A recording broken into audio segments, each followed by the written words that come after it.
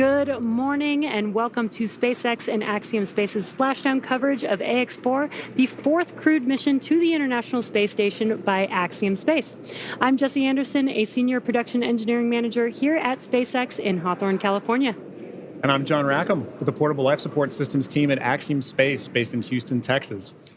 Well, with over 20 days in space, our crew spent just over 18 days aboard the International Space Station. And while on board, they worked over 60 science-related research activities and participated in more than 20 outreach events, all of this totaling more than 288 orbits, covering 7.6 million miles. And now we are here in the final phase of their journey home. So over the next hour, we will follow the return of Commander Peggy Whitson, Shubhanshu Shukla, Sławomir Znański-Wiśniewski, and Tibor Kapu as they splash down off the coast of California and bring the operational phases of the Ax-4 mission to a close. Over the last 22 and a half hours, Dragon has been moving into position for reentry with downhill phasing burns, which are firings of Dragon's Draco thrusters to adjust the spacecraft's orbit in advance of returning to Earth. The spacecraft will use its forward Draco thrusters to perform a deorbit burn, which is expected to last just under 18 minutes and put Dragon on a trajectory to return to Earth. After the deorbit burn completes, Dragon will jettison the trunk. After that, Dragon will close and lock the nose cone in preparation for reentry. And then after re-entry, the drogues will deploy, followed soon after by the 4 main parachutes and then splashdown. And then during re-entry, as Dragon passes back into Earth's atmosphere, we'll have an expected loss of communication, sometimes referred to as LOS, or loss of signal. And this should last approximately 7 minutes. But after we regain communication with Dragon, we'll have a couple minutes before the drogue parachutes that Jesse mentioned earlier deploy. And these are smaller parachutes that are designed to stabilize Dragon and help begin to slow it down. Now, less than a minute after the drogue parachutes deploy, we'll then see the release of the 4 main parachutes. And these are the big orange and white parachutes that further slow down the spacecraft on its return home. So over the course of 3 minutes, the drogues and the mains work together to bring the vehicle's velocity from 350 miles per hour down to just about 15 miles per hour. At which point, Dragon will splash down back on Earth. And when it does, SpaceX knows exactly where Dragon is expected to land, with recovery teams pre-positioned in the area. These teams are trained to quickly make contact with the Dragon spacecraft, secure it, and then hoist it aboard the main recovery vessel. From there, teams will open up the hatch and then help the crew out of Dragon. So coming up next, as we mentioned, is the deorbit burn. This is the last time that the forward Dracos, which are the 4 thrusters located on the top of the vehicle, will ignite. The deorbit burn will place Dragon on a precise trajectory to return to the splashdown zone off the coast of California and last approximately 18 minutes. Yeah, so we have a pretty packed day today, Jesse. Yes. I think other than launch, crew coming home, it's an incredibly dynamic day. Yes. And that's what we're preparing for today, right? Yeah, exactly. We do have some expected times for each one of these events, but as always, some of the times may move by a few minutes. We do expect the deorbit burn to last about 18 minutes, but it could last as long as 24 minutes if needed for this mission. But as those events happen, we will continue to call them out. Exactly right. And on a dynamic day like today, right, as they say, slow is smooth and smooth is fast. So we're going to have a lot to cover today.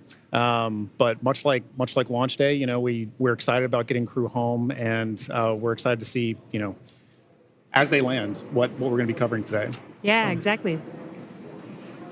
We are just about 3 minutes from the expected start of the deorbit burn, and if you look at the bottom middle of your screen, we have a new clock that will be following along with Dragon as it makes its way down to splashdown, so you can follow along with the timelines for today's mission. Which is pretty exciting, because we know this is an overnight mission for us on the Pacific coast, right? So it's going to be a little hard to see visuals sometimes because it'll be dark outside. Yeah. But understanding when crew's coming home is going to be very important also for the crews on the ground that are going to be working to retrieve them, and we'll be covering that a bit more later as well. Exactly. We are expecting splashdown to be approximately 2:31 a.m. Pacific time. And again, if you're just now joining us, the deorbit burn is expected to start in a couple of minutes, approximately at 1:37 a.m. Pacific time. That's right. And again, if you've been following along with SpaceX and splashdowns, typically we've splashdown off the coast of Florida. Just recently, we have changed this trajectory to splashdown off the coast of California, which I'm really excited about because we are expecting to splash down off the coast of Southern California. Yeah. I'm born and raised San Diego, California, so I'm really excited that Southern California gets to be able to see some of these potentially reentry burns of the Dragon spacecraft. I know. I kind of wish we were outside right now to be able to see that ourselves, and sadly we're not. But and what you could see on your screen is mission control here in Hawthorne, California. This is where the core, who speaks with the crew the entire mission all the way through splashdown, is in this room, along with all the rest of the responsible engineers monitoring this mission. They monitor the mission from the beginning, from launch, from the day of liftoff, all the way to splashdown. yeah, and similarly in Houston, at Axiom headquarters, we have MCCA. That's Axiom's Certified Mission Control Center. You can see Axiom flight controllers, working in MCCA around the clock, same as what Jesse mentioned for mission control here in Hawthorne. We have 24/7 coverage in all of these control centers, and that's making sure that while crew's up there, we have them supported fully from the start of the mission to the end of the mission. And on a day like today, right, it's a very critical operation. We want to make sure that we're there supporting them as well. So we've got coverage all the way from their return and into landing. Yeah, a little cheesy, but teamwork makes the dream work. Working in tandem with Axiom Space and our SpaceX members here. Exactly right. We've got to do it together, and I love that we can work in tandem in each mission control and bring the crew home safely. Exactly right. And both those control centers, like we said, work throughout the mission together. Right, on launch day, we have SpaceX's Mission Control Center here in Hawthorne working with Axiom's Control Center in Houston, as well as NASA's Control Center in Houston at Johnson Space Center, and Kennedy. So we have all these launch complexes that work together, all these control centers that work together, and that doesn't change throughout the course of the mission. It really does exemplify the teamwork that we have to make missions like Axiom-4 happen, or Ax-4 happen. And all those flight controllers that we see there, they go through a rigorous amount of training to get to those positions, right? To be able to support crew and to be able to understand what crew's going through so that they know exactly what's going on in that mission in that time frame. Yeah, exactly. And we are still waiting for the deorbit burn or confirmation of the deorbit burn to start. It should be starting any moment now. Again, we're just waiting for the call out. We do expect it to last approximately just under 18 minutes for this deorbit burn for this specific mission. That's right. And if you're just tuning in, after that deorbit burn, we'll then proceed into a few more dynamic operations following that. We'll look to be jettisoning the trunk after we do a claw separation. And then from there, we'll move into nose cone deploy and parachute deployment. Or nose cone closure, and then parachute deployment. So we've got a very full day coming up ahead after this deorbit burn starts. And we did get confirmation that the deorbit burn has begun. Again, it will last approximately 18 minutes, just under 18 minutes. Now, this deorbit burn is the last time those 4 forward Draco thrusters will fire. Dragon has not yet entered Earth's atmosphere. This deorbit burn is what will line the vehicle up and put it on its final trajectory to the landing site and off the coast of Florida today.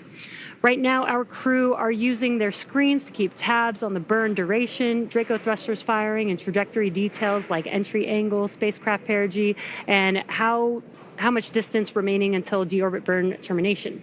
Dragon is flying itself. It is an autonomous vehicle, so all the crew has to do is stay strapped into their seats and keep tabs on things. Enjoy the ride. That's right. Well, to talk a little bit about the Ax-4 mission, what it is. The Ax-4 mission has really been remarkable in a number of ways from start to finish.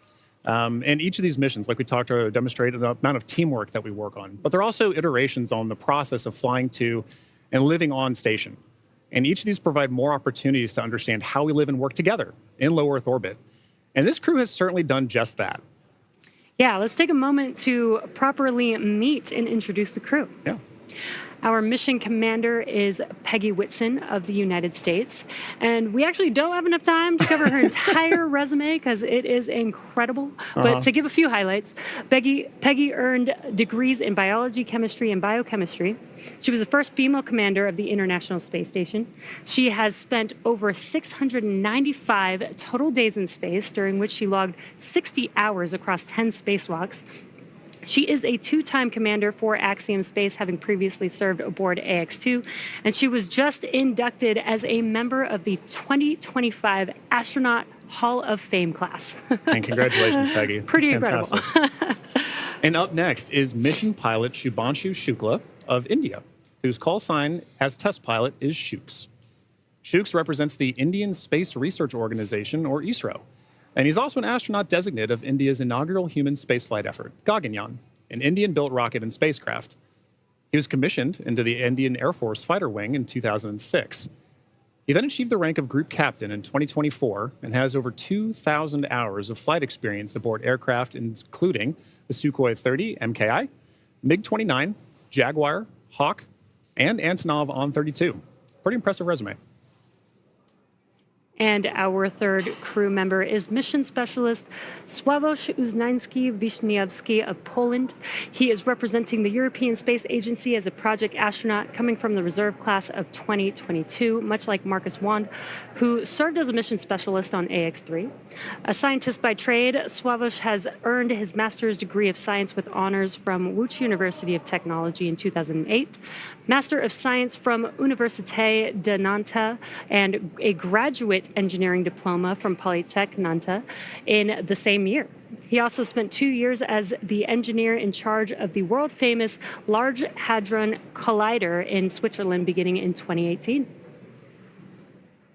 And rounding out this crew, mission specialist Tibor Kapu of Hungary represents the Hungarian to Orbit astronaut program, also known as HUNOR. The program aims to send Hungarian astronauts to the International Space Station for scientific research and technological development, as well as to inspire young people. He graduated from the Budapest University of Technology and Economics, earning a degree in mechanical engineering, followed by a master's degree specializing in polymer technologies. In 2023, Tibor emerged as one of 4 Hungarians selected from a pool of 247 candidates for the HUNOR astronaut program. He has invested a notable amount of time in his career focused on space radiation protection while awaiting his acceptance to HUNOR. What an incredible crew. Together, they are the crew of Ax-4, Axiom Space's 4th private astronaut mission to the International Space Station. This mission represents the return of spaceflight for 3 nations, but it also highlights the growing opportunities for nations and entities around the world to conduct meaningful work in low Earth orbit.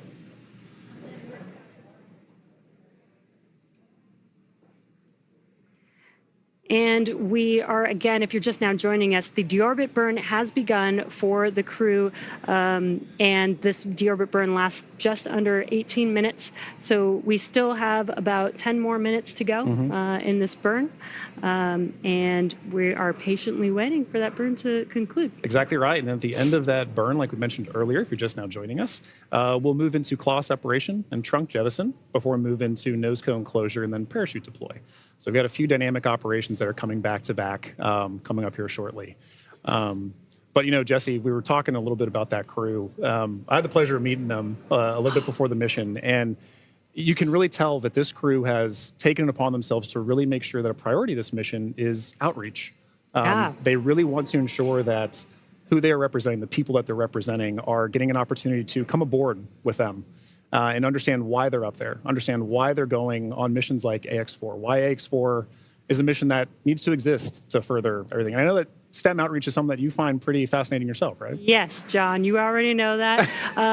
I love outreach. I think it's super important. There's so much technology emerging and growing and advancing, and I think it's super important for the young people to get interested in it while they're young, so they can further explore that interest when they do get older and when they can, go to school or go into a professional field. So I think it's great that this crew specifically did multiple outreach events during this mission. Over 20, I think you said, right? Yeah. Yeah, and it's one of those things, too, where for a lot of times, this may be these kids' first times getting to understand, like, what goes on the International Space Station? Yeah.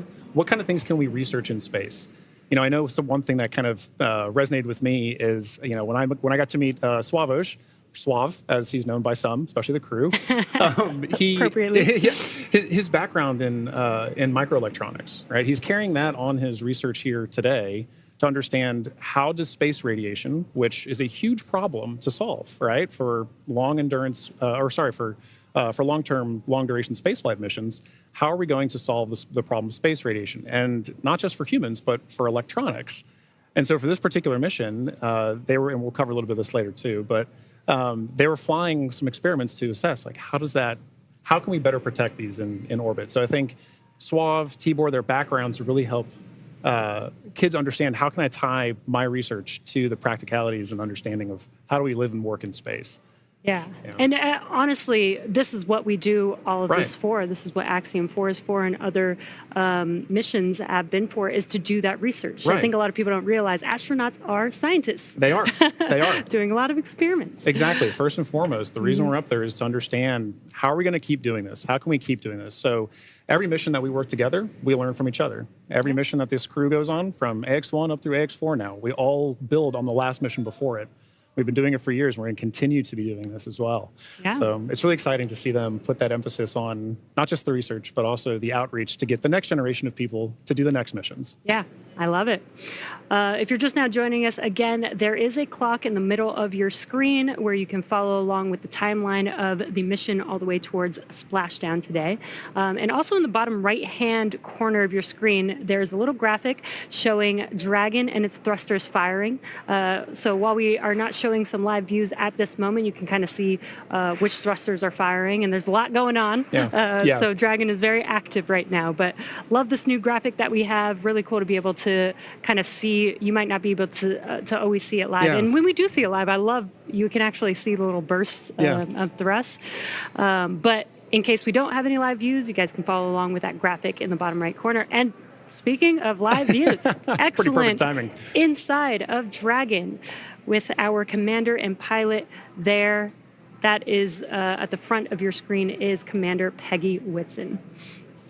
And if you're looking right past Peggy Whitson as well, you can see our pilot Shubhanshu Shukla interacting with Dragon's controls there right now. But as you mentioned, Jesse, Dragon is a fully autonomous vehicle on this way home. So kind of tying back to one of the things you mentioned earlier, being able to see the thrusters firing like that really highlights a good point. When we don't have direct camera feeds like what we just saw, we still get vehicle insight. We still get spacecraft insight. When we talked earlier about what the mission control centers are for, that allows us to get telemetry to that vehicle for ground crews to understand what is the vehicle doing, and allows us to share it with everybody here to get insight to the mission. Yeah. Very cool. And it is, I love these live views. Yeah. But it's really hard to believe that it's been 5 years since Dragon radically changed how humanity gets to space. After the space shuttle program ended in 2011, NASA astronauts primarily used the Russian Soyuz spacecraft to travel to and from the International Space Station. From 2011 to 2020, the Soyuz was the only human-capable launch vehicle available, and in December of 2010, Dragon became the first commercially built and operated spacecraft to be recovered successfully from orbit. And that mission, known as COTS-1, was the first demonstration flight for NASA's Commercial Orbital Transportation Services, or COTS program. And the purpose of COTS was to develop and demonstrate commercial sources for cargo resupply of the International Space Station. Now, fun fact, the Dragon that flew on this historic mission is currently actually hanging behind John and I in front of SpaceX Mission Control Hawthorne. And just 10 years later, in May of 2020, Demo 2 launched astronauts from U.S. soil for the first time in nearly a decade. Demo 2 was Dragon's first human spaceflight mission. The spacecraft, named Endeavour, carried NASA astronauts Doug Hurley and Bob Behnken to the International Space Station in the first orbital human spaceflight launch from the United States since the final space shuttle mission in 2011, and the first ever operated by a commercial provider. And I remember that day very well. Yeah. One of the most exciting missions, probably my favorite mission of all time, really. Yeah, and another fun fact about Endeavour, too, that was the first mission for Ax-1. Oh, that was the Dragon they flew on Ax-1. Exactly. And this is a really cool view. I mentioned the graphic in the bottom right-hand corner, but you could actually see a similar graphic for the crew on board on their displays there. Exactly right. I mean, for crew situational awareness, it's incredibly important to, even though you may not be commanding the vehicle yourself, even though it may be in an autonomous flyer, having the insight to your vehicle systems is incredibly important for all crew members, let alone the pilot and the commander. So our commander, Peggy Whitson, and our pilot, Shubhanshu Shukla, are maintaining close situational awareness on the vehicle systems there, like we saw a minute ago, being able to watch thruster firings, understand where they are kind of on their mission home. Yeah, and they are sitting inside of Dragon. They're strapped into their seats, so they can't really see what's going on the outside, but they can hear the sound of the thrusters firing. It may sound a little bit different to them than here on Earth, but it also helps them, as they're monitoring, helps them understand what's happening, what those sounds mean. So again, that they have the full awareness of everything that's happening with the spacecraft. Exactly.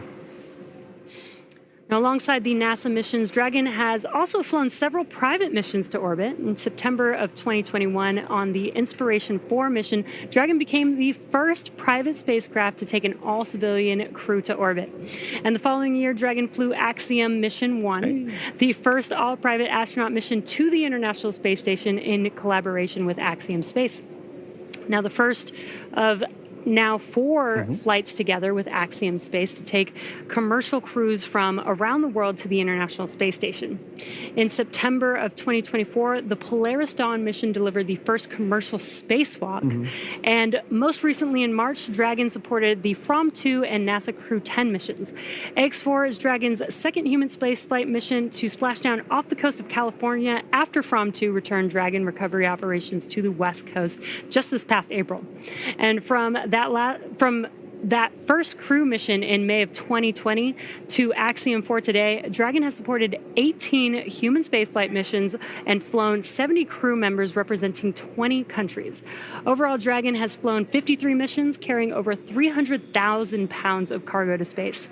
In the history of human spaceflight, fewer than 700 people have ever been to orbit.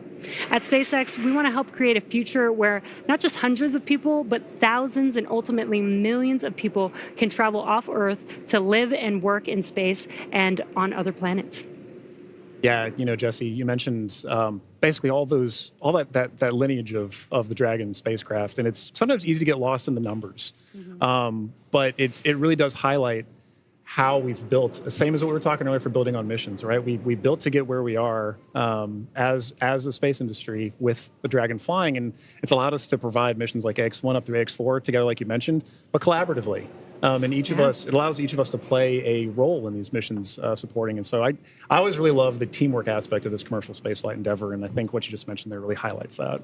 Yeah, and just the exponential growth. It's only been 5 years since SpaceX has been a part of this in history. And it's really cool to see how much we've been able to do. Exactly. And we are about 30 seconds or so away from the expected ending of the deorbit burn, so we should be potentially hearing that call out, but if we don't hear the call out on the nets, we will confirm when that deorbit burn is complete.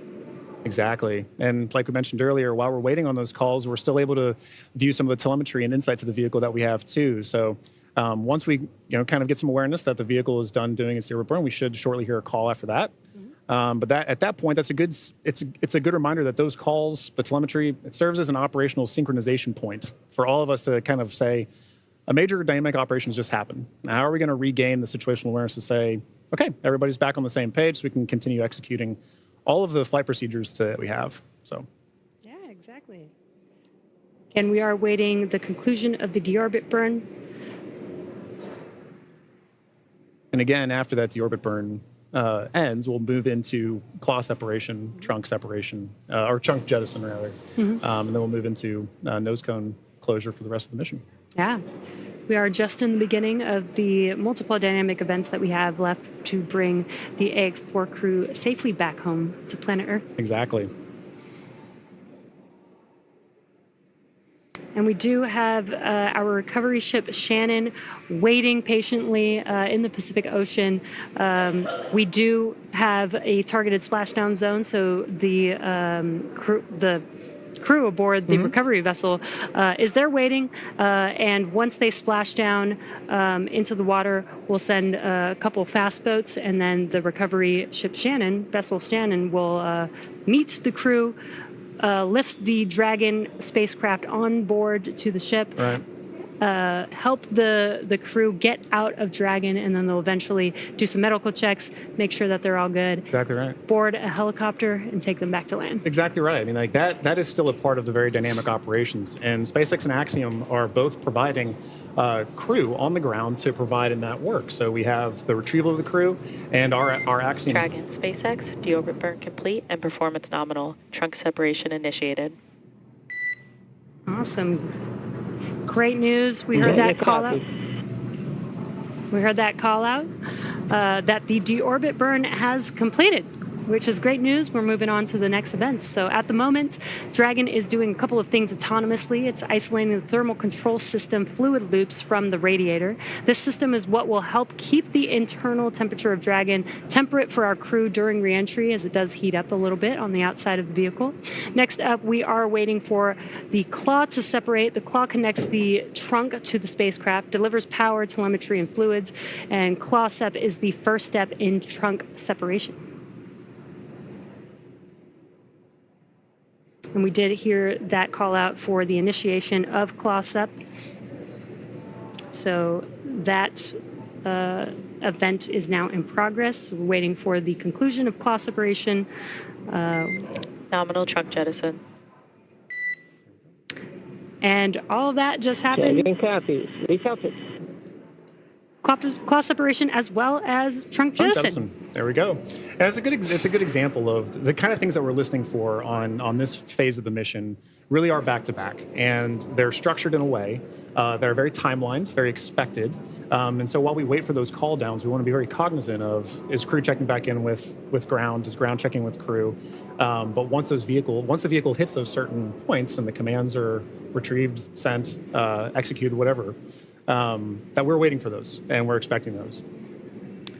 Yeah, and then we do have nose cone closure coming up in just about 3 minutes or so is what we are expecting.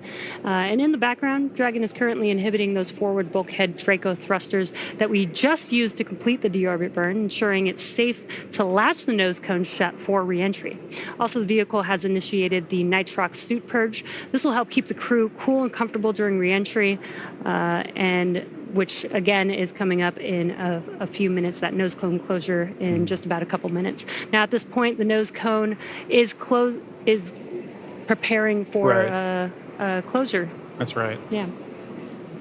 And now for those of you just joining us, we are, as Jesse just mentioned, we are in the phase of flight where we've now gotten good confirmation that the claw has separated, that the claw has retracted, and that the trunk has been jettisoned. And we're waiting for that nose cone to close. And a minute ago, we had good visuals inside the vehicle showing our commander, Peggy Whitson, and our pilot, Shubhanshu Shukla, engaging with those controls for the vehicle to maintain insight, to understand where the vehicle is at this moment in time. And what you're seeing on your screen is a map of where Dragon is above the Earth. And again, it's making its way over, it's going to make its way over the Pacific Ocean to splash down off the coast of California. And you can actually see how close it is passing by the International Space Station there, which is pretty cool. Yeah. Again, it's amazing being able to actually maintain the kind of awareness we have on this, right? As, last night when we were tracking undocking, kind of understanding where Dragon is relative to station with regards to things like the keep out sphere. It can be easy on a day like Splashdown when we're not talking about from undocking from the space station, to still be able to maintain awareness of where we are relative to it. I think in our orbit is fascinating.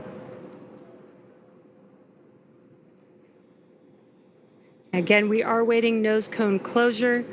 And if you've been following along SpaceX, reusability is extremely important to us. That is what nose cone closure is for. In previous Dragon designs, we used to jettison the nose cone, but being able to close the nose cone allows us to just reuse it. We actually don't necessarily need it on the re-entry, but it does protect the forward of the Dragon spacecraft during ascent, during launch, basically. That's right. Yeah, and being able to reuse that, I think, is an incredibly important aspect of what we're trying to do as we advance these missions, right? You take every mission and you learn from it, and you say, what can I do next with it? And so being able to now close your nose cone and keep the vehicle for next time is pretty important. Makes reusability and preparing for the next mission very easy. Exactly. But you're right. Now, once we're closing that nose cone, we have to make sure that there's no more Draco firings that are happening, because once those Draco firings are done, we can then safely close the nose cone and prepare it for re-entry. Again, we are waiting for nose cone closure, and it is expected to be fully closed any moment now, so we are just waiting for that confirmation.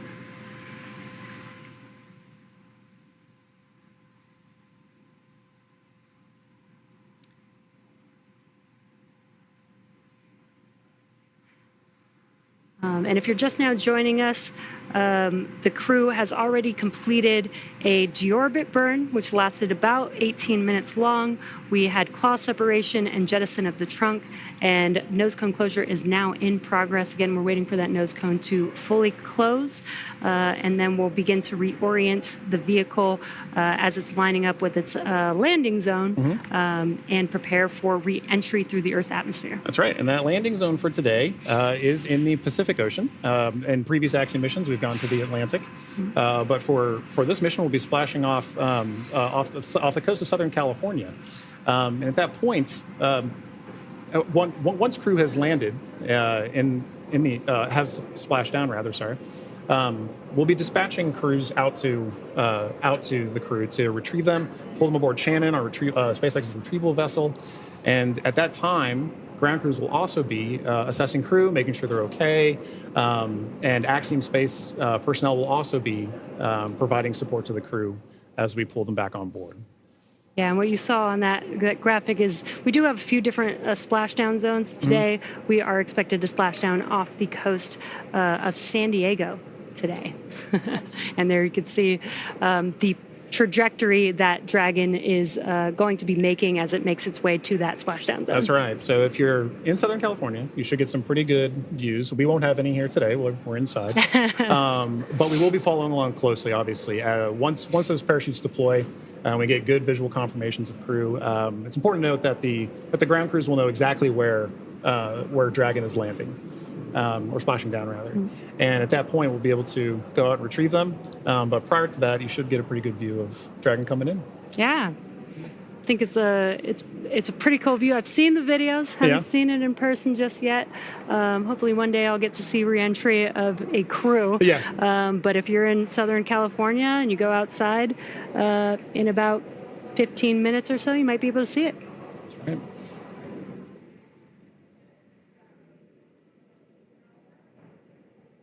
Now, we do expect that the nose cone is fully closed at this point, but just waiting for confirmation of that closure. Exactly.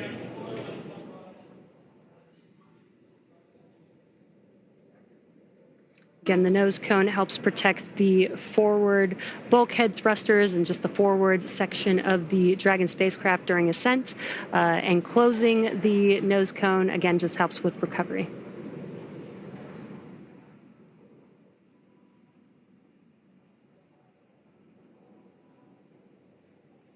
So far, we've had a pretty smooth return home. Yeah. The crew undocked from the International Space Station yesterday at 4:15 a.m. Pacific time. They spent 22 and a half hours coasting, doing a few more orbits in space before they come back down to planet Earth.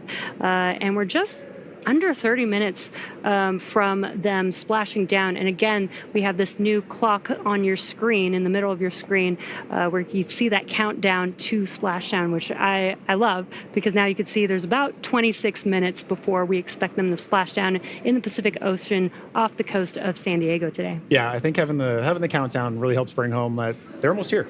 It is time for the Ax-4 mission to come to a close, but this is just the dynamic phase of the missions that's coming to a close. There's so Dragon, SpaceX, nose cone secured for entry. Dragon copy, nose cone secured.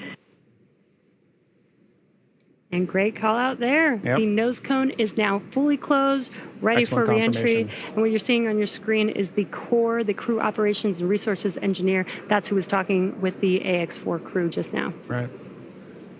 Now, once it's time for our crew to splash down back on planet Earth, they'll be heading to one of several targeted sites supported by SpaceX. Until recently, Dragon recoveries primarily occurred off the coast of Florida. This year, SpaceX moved Dragon recovery operations off the coast of California to allow Dragon to complete its deorbit before safely jettisoning the trunk over the Pacific Ocean. Ax-4 will be SpaceX's second crew mission to splash down in one of the new locations. From 2 was the first in April earlier this year. The new splashdown locations are near Los Angeles, Oceanside, and San Diego. And spreading the supported sites across multiple locations helps maximize the return opportunities for this mission and future crews, lowering the chance that we'll have to wave off due to bad weather. So our fully equipped recovery vessel Shannon is stationed in Long Beach, California, and is currently standing by to support splashdown today. That's right. And like you said earlier, we'll be expecting to have that splashdown right off the coast of San Diego, as you can see on your graphic there. So we take into account many different variables, including what landing sites have favorable weather. And SpaceX teams have selected the primary landing site, as we just mentioned, as San Diego. Now, there are a number of weather-related items that play into splashdown and recovery operations. Some of the more obvious factors that impact operations are rain or chance of lightning in the recovery zone, both for the safety of the crew inside, obviously, but also for the recovery teams, as we've discussed, on the water. So we're looking for wind speeds that are less than 15 feet per second, or about 10 miles per hour, and relatively calm seas so that we can safely execute recovery operations. And these recovery operations include a lot, right? It's landing a helicopter on the recovery ship to fly our crew back to shore, but it's also pulling the Dragon spacecraft into Shannon, the recovery vehicle. Yeah. And as we've been mentioning, there are a number of variables and criteria that come into play, and they all help ensure safety of both the crew and the recovery teams. But weather conditions today are looking great in Southern California near San Diego. And for these operations, SpaceX closely coordinates with the United States Coast Guard to establish a safety zone to ensure public safety and for the safety of those involved in the recovery operations, as well as the crew on board the returning spacecraft. Now, multiple notices are issued to the mariners in advance and during recovery operations, and Coast Guard patrol boats are deployed to discourage boaters from entering the splashdown zones. And that's right. We really want to stress to the public the need to respect this safety zone. Recovering a spacecraft from the water is a hazardous operation, as you can imagine. And any other boats interfering in the area not only increases the risk to the astronauts in the spacecraft, as well as the teams working to recover them from the water, but also to those themselves who would be going out to see it. So for the safety of the crew, as well as your own safety, we recommend you sit back from home, watch and follow along the action from your TV, as the teams who have trained extensively do this. For final entry briefing, report when ready to copy.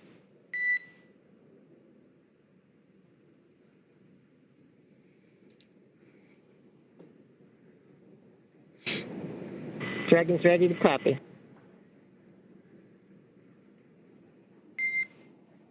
Dragon, I have no deltas to the previously briefed times. The vehicle is healthy, weather is still looking good, and recovery forces are on site. Predicted COM blackout starting at 0918 Zulu and ending at 0925 Zulu. How copy?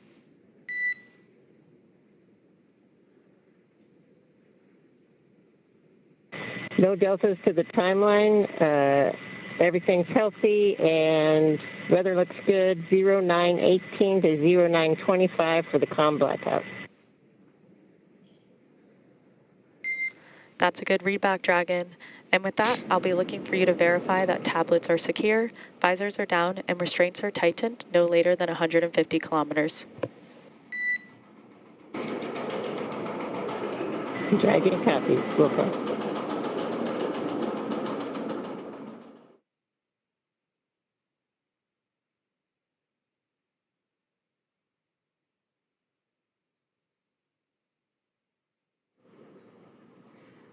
And we just had some great comms between the core and the crew. It sounds like everything is a go for Splashdown. We are expecting the blackout period to begin at 2:18 a.m. Pacific time. That lasts about 6 minutes, completely expected. We will lose comms with the spacecraft as the vehicle heats up with plasma around it, but we do expect them to pass through that in about 6 minutes and regain comms after that. So really exciting, about 21 minutes away from Splashdown. And as you might imagine, astronaut training can be extensive, from training that is specific to each crew member's role to learning SpaceX protocols, space station systems, and preparing for the science and outreach activities that they'll be conducting in space. Private astronaut training is rigorous. In addition to the training in the field like they do through NOLS, or NOLS, the Axiom-4 crew spent about 35 days training inside of Dragon. Now, to prepare them for flight, our teams at SpaceX spent the last several months teaching the crew about orbital mechanics and how to live in microgravity. While this was more of a review for Peggy Whitson, for the rest of the crew, this was their first time flying on Dragon. The training program includes nearly 100 different lessons covering all aspects of the flight. The crew spent time inside of our Dragon training spacecraft to run simulations of ascent, the International Space Station rendezvous, and re-entry. And they also spent time at the launch pad in our suit-up room and working through emergency procedures that would be necessary in the unlikely event of a pad abort scenario. And beyond those critical trainings from SpaceX for the ascent and return phases of the mission, Axiom Space has facilitated a host of efforts over the last 10 months to ensure that the crew and all of those who support them, like ground operations, mission control, flight controllers, are all ready for the mission while on board station. And kicking off efforts for that training at Axiom headquarters in August of 2024, the Ax-4 crew immediately began to familiarize themselves with the range of teams and systems that they would need to become proficient with in order to succeed. From selecting the food that they would eat and learning how to prepare it with the food warming and hydration racks on orbit, to understanding the tools and systems available to them throughout the International Space Station. Every small detail is critical to mission success. So in Building 9 at Johnson Space Center, the crews learned and rehearsed routine operations, medical procedures, emergency situations, and media exercises. All of this built up to full-scale simulations that were then run in coordination with ground teams at Johnson and around the world. And as the name of the International Space Station suggests, specific modules are owned and operated by different nations. The crew traveled to Germany to earn their certification of these systems in the European module known as Columbus. As an ESA project astronaut, Swabish had additional trainings at the European Astronaut Center. The crew then traveled to Japan to learn the systems of the Japanese experiment module, also known as Kibo. With hands-on training that culminated in a round of testing, the crew became certified to use the systems of Kibo for their flight. And beyond the specific requirements of each space station module, the crew also participated in a range of efforts that would bond them into a crew and ensure that they were physically and mentally prepared for any mission scenario. So this included a week of training with the National Outdoor Leadership School, or NOLS, where the crew faced a week of kayaking against heavy winds. It also included a day in an altitude chamber to experience how their body reacts to different oxygen levels, and even included an underwater helicopter escape training simulation. SpaceX Dragon crew has tablets secured, restraints tightened, and visors down. SpaceX copies. Crew are configured for entry. 5 minutes until predicted comm blackout. We'll see you on the other side at 0925 Zulu.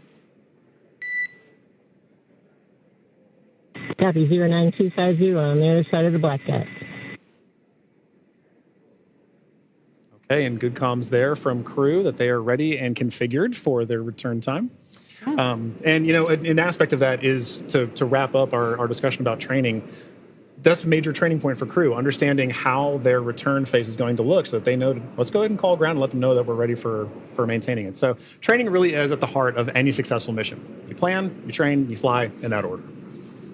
Yeah, exactly. Training prepares every astronaut, even those very experienced like Peggy Whitson, and she also did retraining with the Ax-4 crew. It's important for the crew to train together.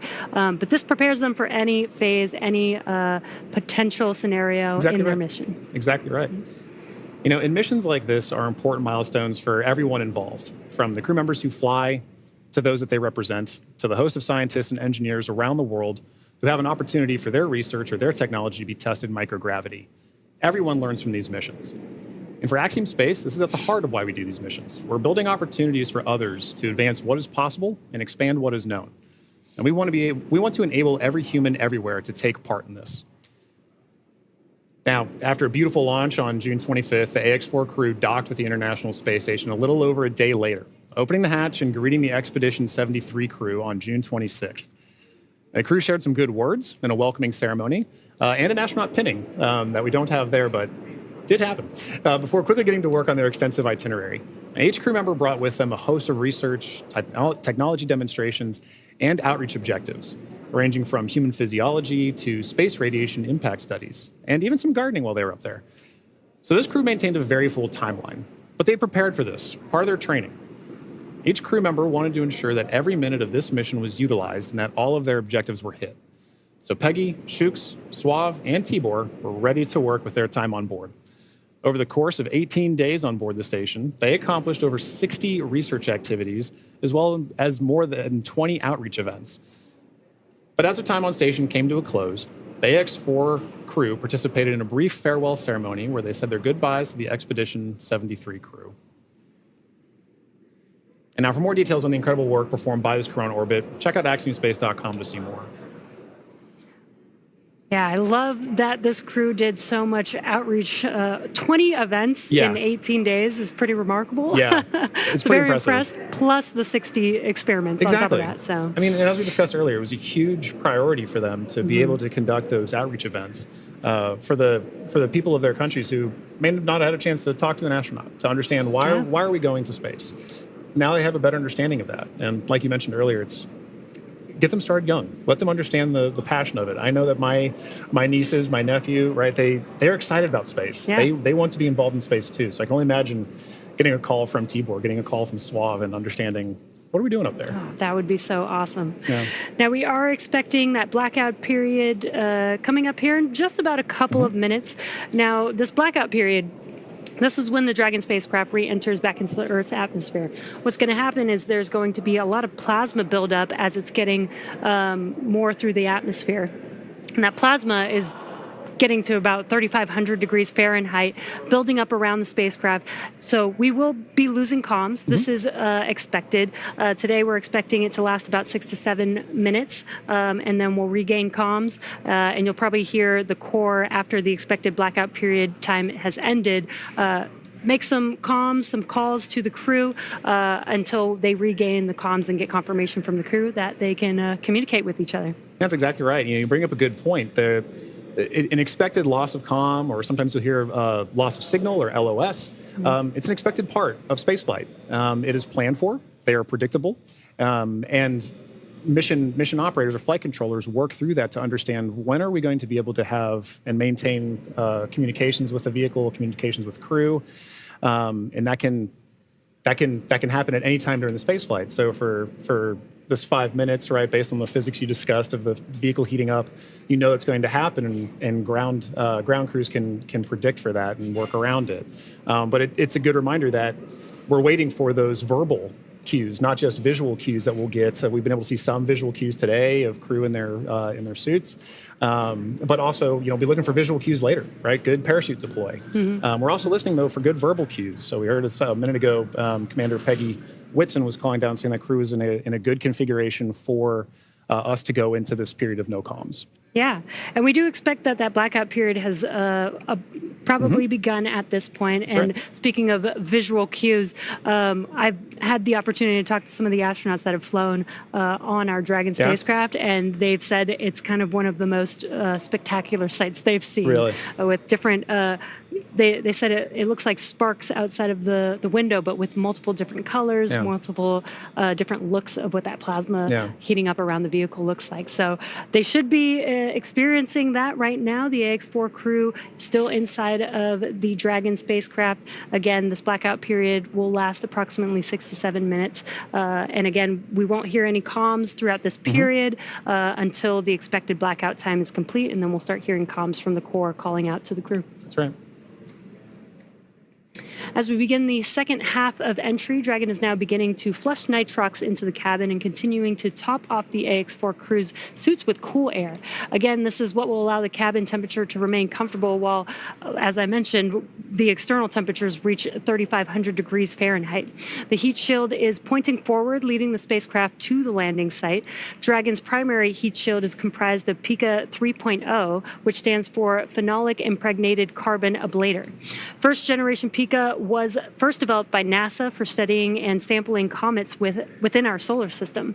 SpaceX then partnered with NASA to develop PICA X, which was the second generation product used on all Dragon 1 commercial resupply missions that successfully resupplied the space station on 20 missions. PICA 3.0 was developed specifically for use on Dragon as we prepared to begin flying crew with enhanced structural and thermal properties that optimized the heat shield and drove down cost and mass.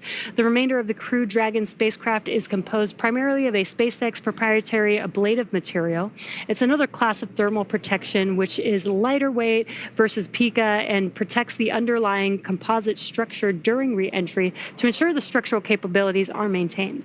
Now, while Dragon will experience temperatures well over 3,000 degrees Fahrenheit during peak re-entry conditions, the characteristics of the TPS or thermal protection systems, coupled with the ECLIS environmental control and life support system in the pressurized interior, will ensure that the Ax-4 crew will stay cool and comfortable during all the phases of re-entry through splashdown with all that heat surrounding them. Exactly right.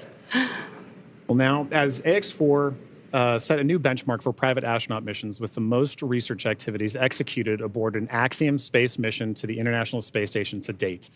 With over 60 experiments representing 31 countries, the mission showcased the growing global interest in leveraging low Earth orbit for scientific discovery.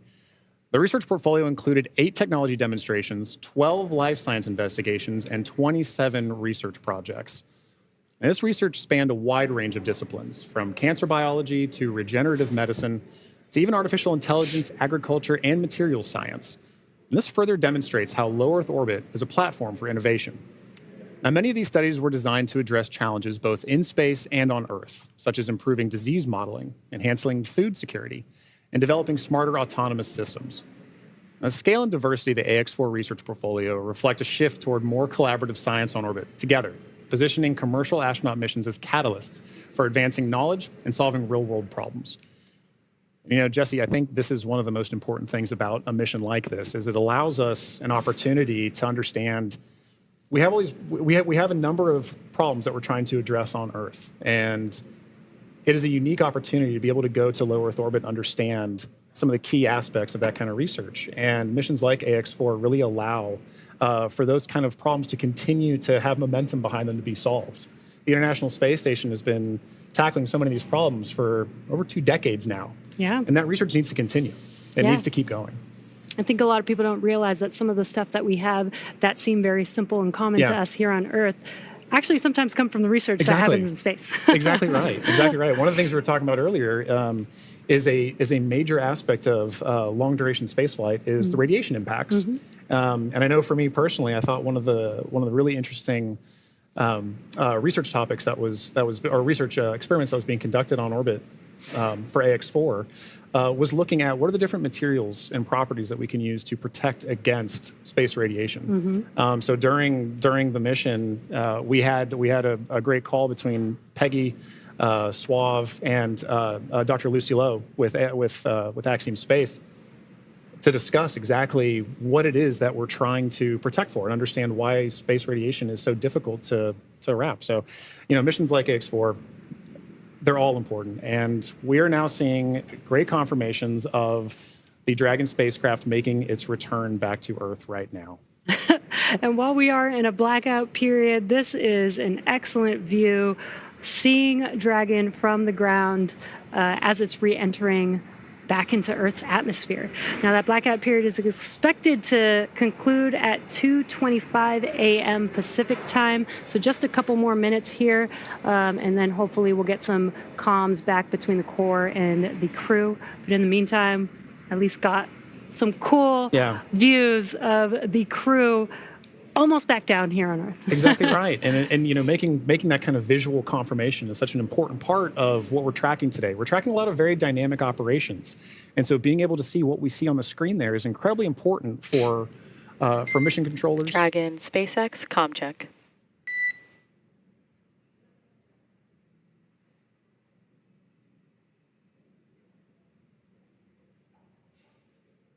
Again, we may not hear the crew until they do get those comms back, that acquisition of signal. Dragon, SpaceX, comm check. SpaceX, Dragon, we have you loud and clear. Dragon, we have you the same. Expect automated chute deployment. Dragon copies, automated chute deploy. And great news, as you heard there, we got comms from the Ax-4 crew. That's exactly what we're waiting for, and I love that you can hear the excitement in Peggy's voice, too. Yeah. It's like she's done this before. Maybe a few times.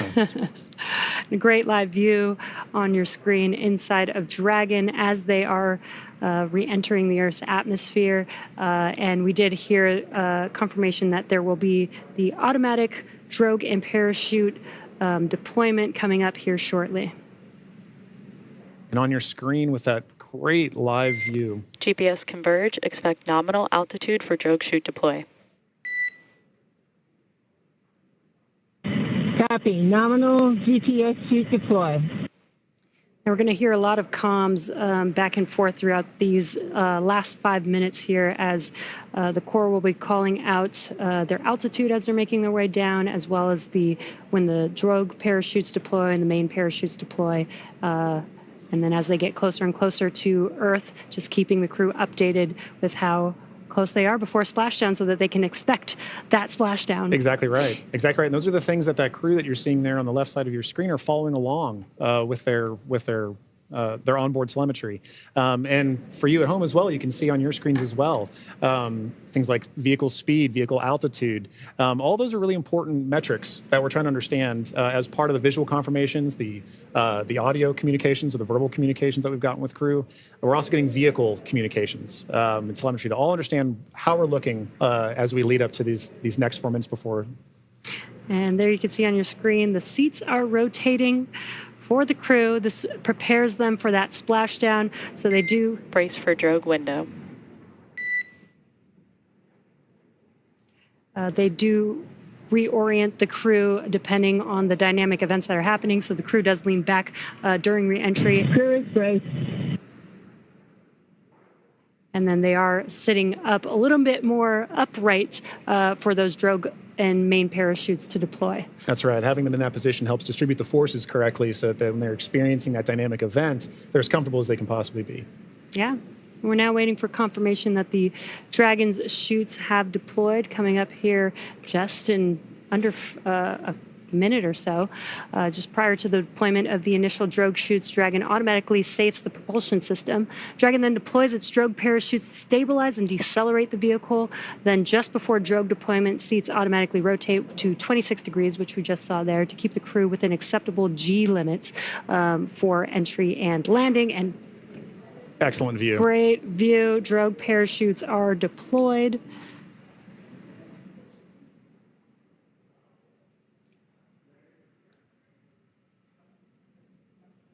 View looking forward. Drogue descent rate nominal. Descent rate nominal, copy. Again, we're going to hear a lot of comms throughout this next 3 minutes here. This is looking forward on the Dragon spacecraft up at the chutes. Those drogue parachutes are fully deployed now, so we do expect those main parachutes to deploy here shortly.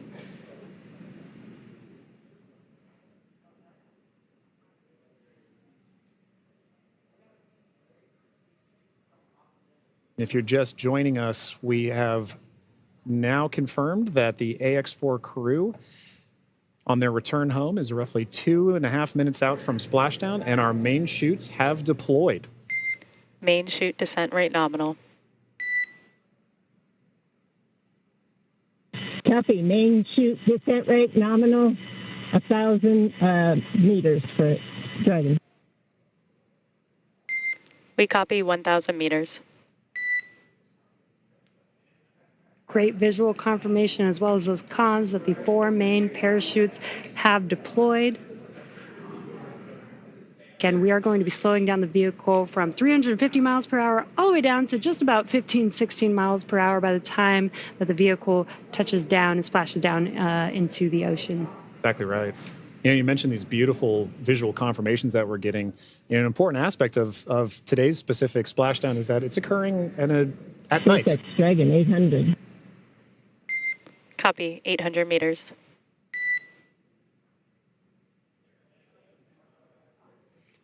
Commander Peggy Whitson confirming the spacecraft's altitude as it's making its descent into the Pacific Ocean just off the coast of San Diego in Southern California.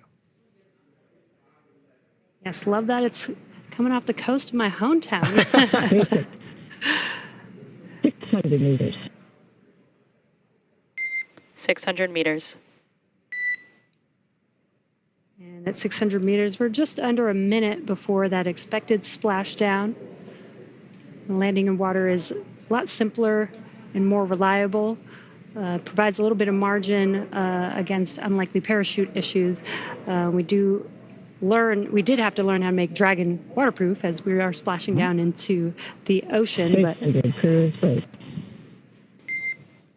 SpaceX copies 400 meters. Reminder to brace for splashdown.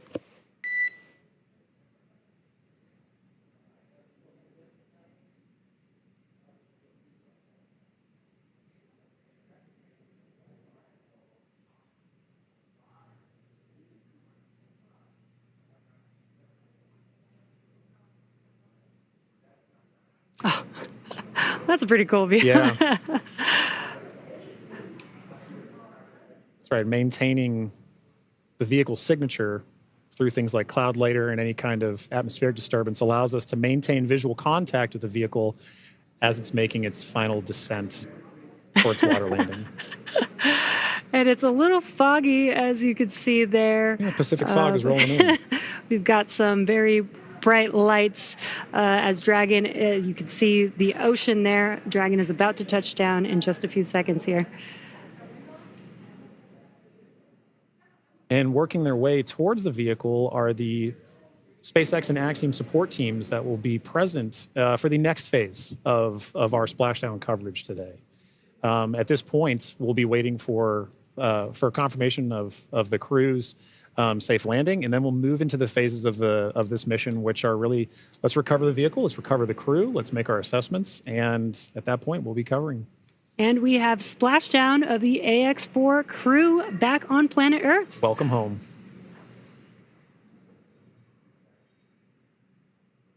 SpaceX Dragon splashdown. We are in Stable 1. SpaceX copies splashdown in Stable 1. On behalf of SpaceX, welcome home.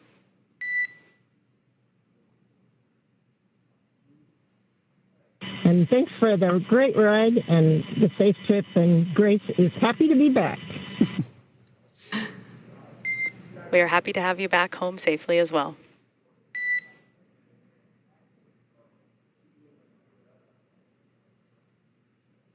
Some words between the Corps and our commander, Peggy Whitson, as the Ax-4 crew has made it back home, splashed down at Dragon. SpaceX, for your awareness, SISTI system verifications are in progress. I will report back when recovery personnel are en route.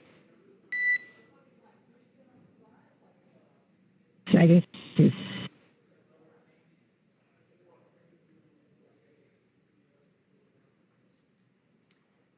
Yeah, so now you can see a couple fast boats are going to be approaching the Dragon spacecraft.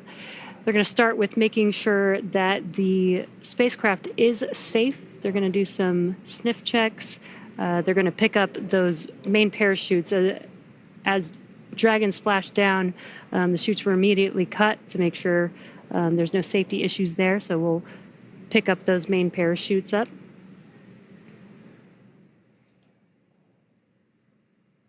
And once the crew deems that the spacecraft is safe, then our recovery vessel Shannon can begin to approach and begin the recovery process. So we are now eagerly waiting on recovery of our Dragon spacecraft with the Ax-4 crew. Dragon has already autonomously completed several steps to save itself following splashdown.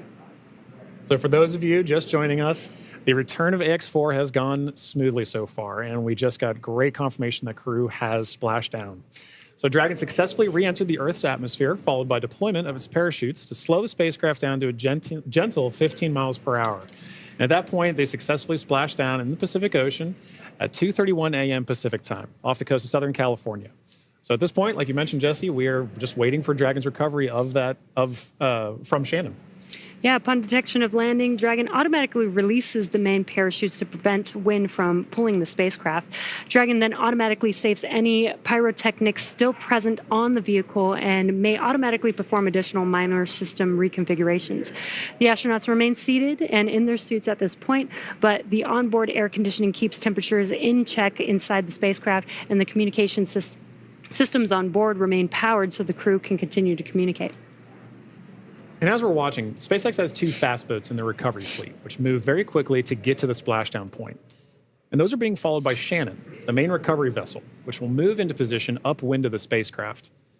The 2 fast boats have very specific roles here in these operations. The first fast boat makes initial contact and is focused on immediate safety inspection of the vehicle, checking for vehicle integrity and any presence of hypergolic propellant vapors. This ensures that it's safe for Shannon to approach the Dragon spacecraft. Now, once Dragon is cleared for full approach, the team begins rigging the spacecraft for water recovery by the recovery ship. The second fast boat is responsible for parachute recovery and also serves a redundant boat to the first. So we'll also see a team member on a jet ski helping to gather up the now detached parachutes that you mentioned came off, Jesse. Yeah, and it'll take a little over 10 minutes for the recovery crew to complete their safety checks. Then once they're complete, the team will begin preparing Dragon to be lifted into the recovery vessel. As part of the preparation for this lift, one member of the recovery team will climb on top of the spacecraft so that they can attach Dragon's hoist rings and connect the lifting lines. Now, it will take us less than an hour to raise Dragon to the recovery boat and remove the crew from the spacecraft. And then after medical checkouts, the crew will return to shore by helicopter and then be flown back to Houston. That's right. And each of these next steps are entirely dependent on the status of the crew. Axiom Space's Dragon SpaceX, we have pulled go for recovery personnel approach. Expect fast boats alongside in 1 minute. Dragon copies. We'll be waiting. And with that call from Core to Commander Peggy Whitson, you can see now the fast boat making the 2 fast boats making an approach to the Dragon that you see in the middle of your screen with that flashing green beacon. Now, as we mentioned, Axiom Space's chief medical officer is on the main recovery ship Shannon and is ready to put eyes on this crew for the first time since they departed quarantine together. And our medical teams will be with them every step of the way home.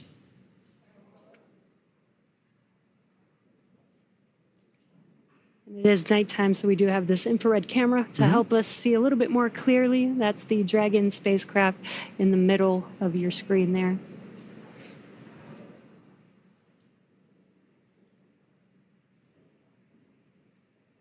These SpaceX fast boats are now making initial contact with the Dragon spacecraft, excuse me.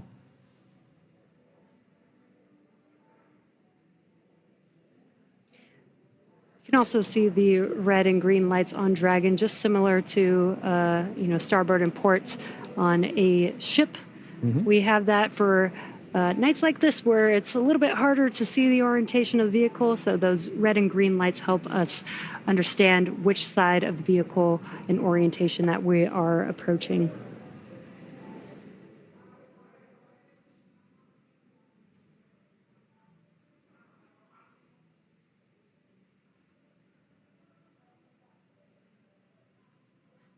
And it does look like they are pulling a main chute out of the water there. Again, those detach immediately as soon as the spacecraft splashes down. This helps prevent the wind from dragging the spacecraft after it's splashed down and helps keep the crew safe. But we do recover those main parachutes, keep them out of the water. Exactly. And as we just discussed, each of these fast boats has a very specific role that they play. That is all part of, again, the ground operations that support the retrieval and recovery of the spacecraft, as well as the Ax-4 crew. So all of these are part of the ground training that's required in order to pull off those operations safely and successfully. So even though we're having, splashdown at night, right, we're able to ensure that we're executing smoothly, but executing successfully.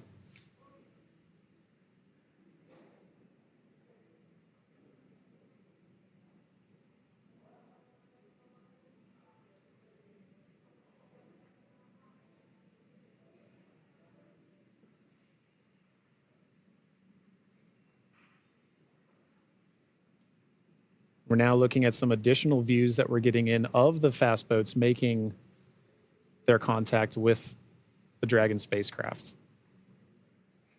And we should be seeing a crew member actually climb on board the spacecraft, Yep. do some final safety checks, and then help begin setting up the rigging for the spacecraft to be lifted out of the water. That's right. It's all part of a coordination, a choreography of events, right? Getting from spacecraft is in the water. What are the next few steps that have to occur before we can get Dragon onto the recovery vessel Shannon? And this is a very key moment in that.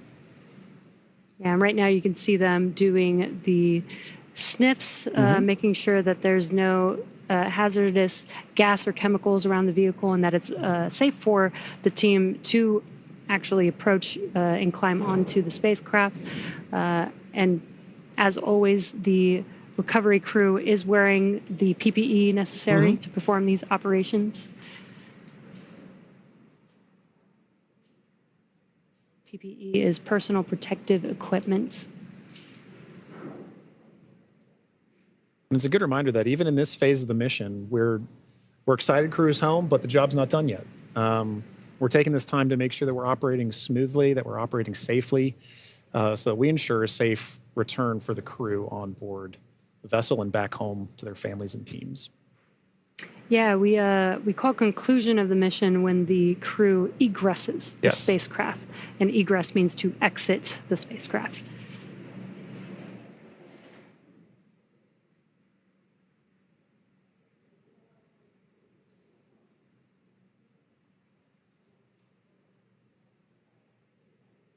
Got some calm waters there, which is great. Yes, exactly what we're looking for. Southern California, Southern Pacific Ocean, as we splash down off the coast of San Diego today. Dragon, SpaceX, hypergol sweeps, and unfired ordnance checks are nominal. Rigging is in progress. Approximately 5 minutes until capsule lift. We have SpaceX flight surgeon standing by. Please confirm crew are ready for post-splashdown PMC. Dragon, copy go, and we are ready for post-PMC. Copy that, Dragon. The next call you hear will be from flight surgeon on Dragon to ground privatized.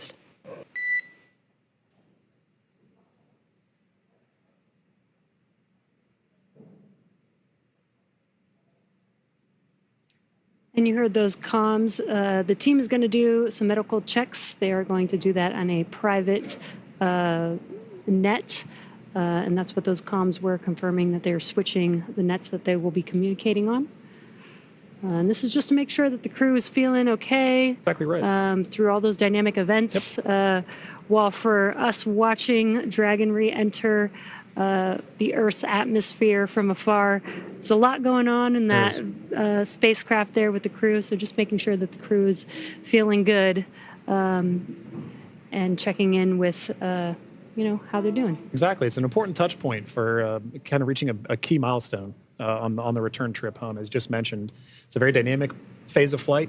And those private medical conferences or PMCs with a SpaceX flight surgeon really allow ground teams to be able to make an initial assessment of crew while the team is also, the ground teams outside are continuing to work that rigging. They mentioned it would take about 25 minutes for crew to rig and then hoist the Dragon spacecraft into the recovery vessel. So while those operations are happening, crew will also be talking with ground medical personnel just to get an understanding of, hey, how's everybody doing? How are you looking forward to it? Yeah. And they did confirm that the vehicle was safe to approach. They did some hypergol checks, and they also checked the thrusters that did not fire to make sure that there are no leaks from those thrusters. We do have Super Dracos on the vehicle in case of an abort emergency during ascent. We did not need those thrusters on this mission. And again, they are only used for the ascent portion, but we do want to make sure that throughout the mission, as the Dragon spacecraft was docked to the International Space Station for 18 days, that everything is still good and safe, again, to complete these final recovery operations.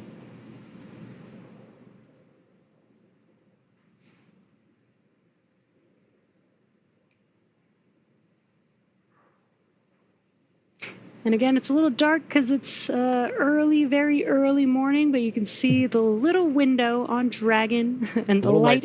Yeah, the little light inside there as the crew is patiently waiting recovery operations.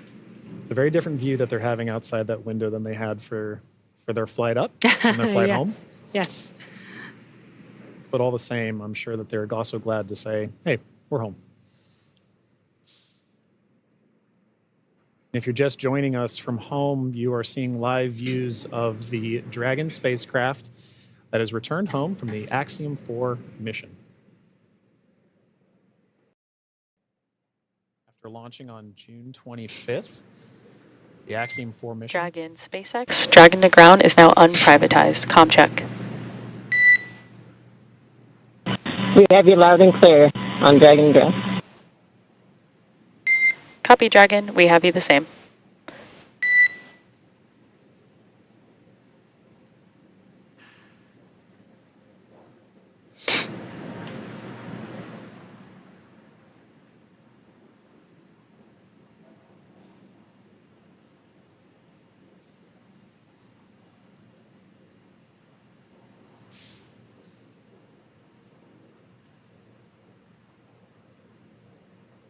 You can now see on the screen SpaceX support personnel beginning the rigging procedures to ensure that the Dragon spacecraft is rigged. SpaceX, be advised, we're going to step into transitioning the forward link. COM will be unavailable for approximately 5 minutes. Rigging continues nominally. Dragon copies, 5 minutes. LOS.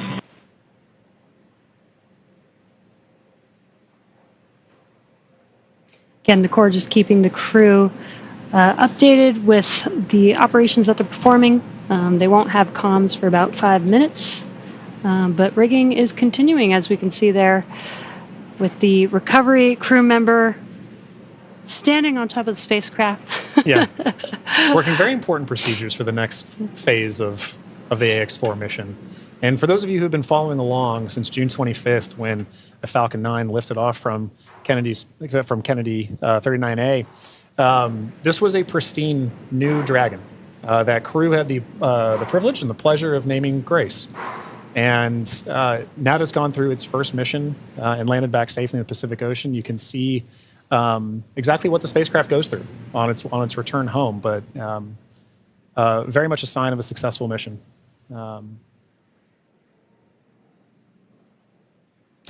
Yeah, I love the tradition that the first crew that flies in the spacecraft get to name the spacecraft. And Peggy Whitson had some great words on why they named the spacecraft Grace, which I think is amazing. And we've got a great fleet of Dragon spacecraft. And speaking of Commander Peggy Whitson, she's actually our third frequent flyer. Yeah. Our first frequent flyer was Michael Lopez Alegria from Axiom Space. Yep. Second being Jared Isaacman when he flew on the Polaris Dawn mission. And now Peggy Whitson flying for a second time on a Dragon spacecraft.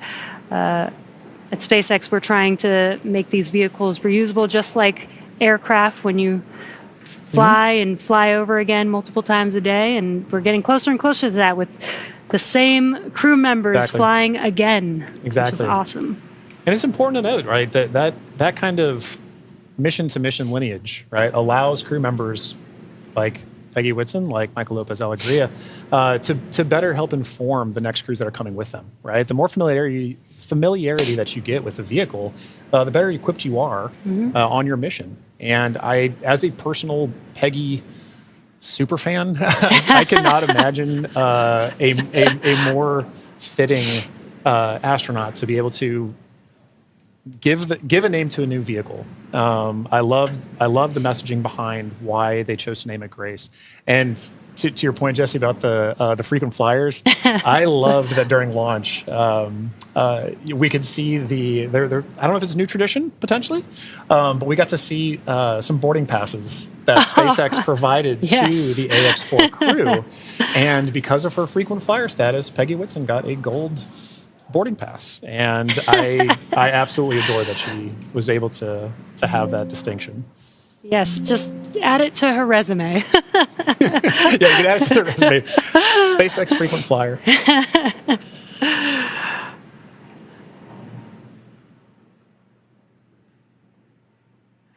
Yeah, I love the boarding passes. Again, always trying to make it as common as aircraft, planes that we fly on every single day. Exactly. And we're still just in the beginning, but I feel like we've made a lot of progress in the last 5 years, and we still have a lot of new things, new missions, and improvements that we want to make to, future spacecraft and launch vehicles. So I'm excited for the future. I really do believe that we could get to aircraft, plane, regular flight, multiple flights a day within our future. I think we can. And human spaceflight is it's a team sport, and it is something that you are always learning from. No matter how commonplace any of these missions get, right? There is always the amount of training that you put into it to execute that plan, train, fly mentality, and being able to perform these missions, being able to say that Peggy has flown on multiple Dragon spacecraft at this point, kind of highlight that every time she's going to still go through the same training that she did for the last mission, that all these crew members, that all of the ground support personnel are going to be ready to support missions like these from even well before crew is on the launch pad, all the way through Splashdown, pulling them onto the recovery vessel here for the Dragon spacecraft. And you can see on your screen both the fast boat and the recovery vessel Shannon making approach to Grace, our Dragon spacecraft.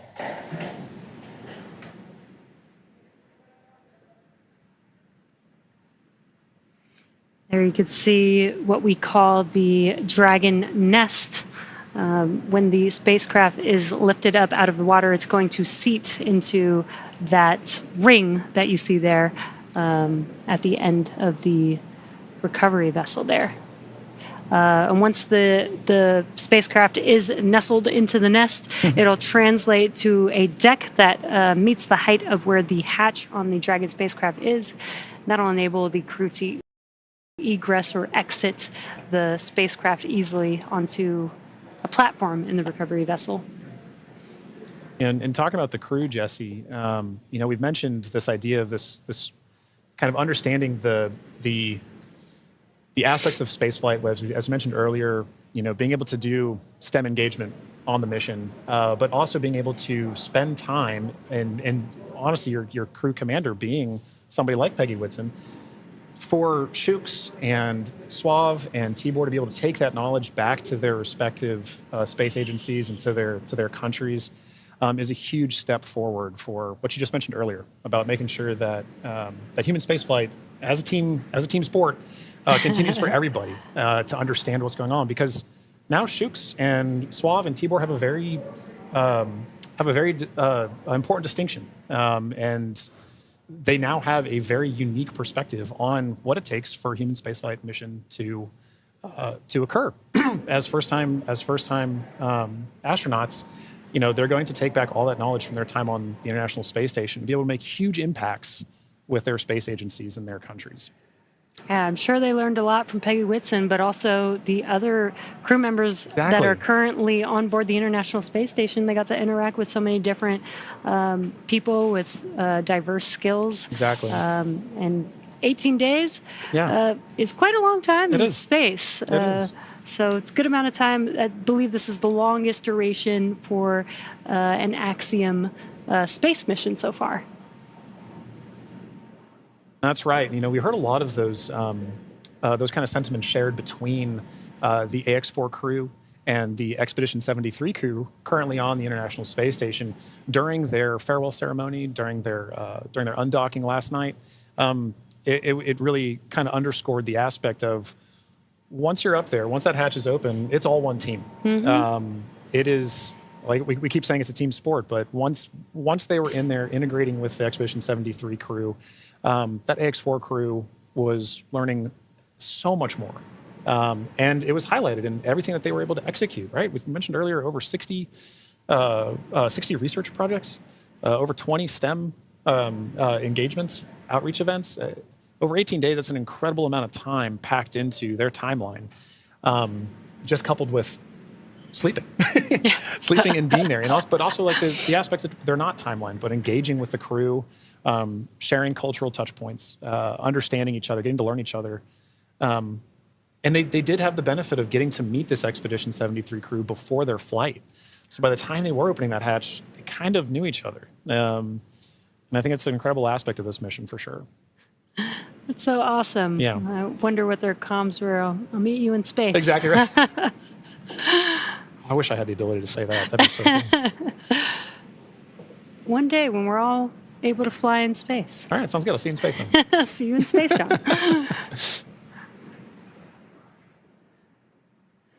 Looks like we're getting closer. They are pulling the spacecraft towards the recovery vessel. Looks like we're rigged up, and you can see the hydraulic lift moving forward and down.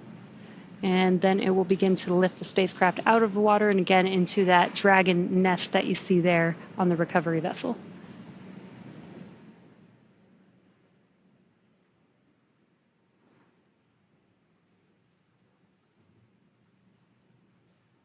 I think one of my favorite parts is the recovery crew that's on the spacecraft gets to jump into the ocean when they're done. Yeah. And it's nighttime in the Pacific, so it might be a little cold. We'll be a little chilly. But definitely a unique part of the job. Exactly right. And you can see all the support crew. There was just a fast boat on the screen that made its way off screen there, but you can see the number of support crew that's kind of going into supporting an operation like this. It may look like it's not happening very fast, but there are a lot of steps that each of these crew members are responsible for ensuring that the Dragon spacecraft is pulled into that nest safely but smoothly, and they're working towards that now. There he goes. Love that. Despite the freezing temperatures, it looks fun. And he got out of the water pretty fast, so I think you're right about that.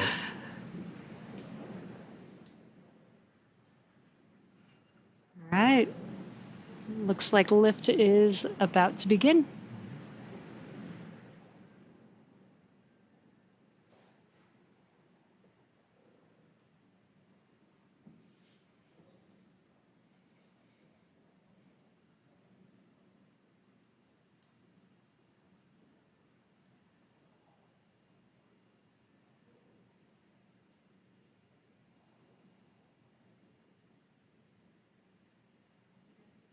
Those of you just tuning in, the Ax-4 crew splashed down off the coast of Southern California a little under 30 minutes ago.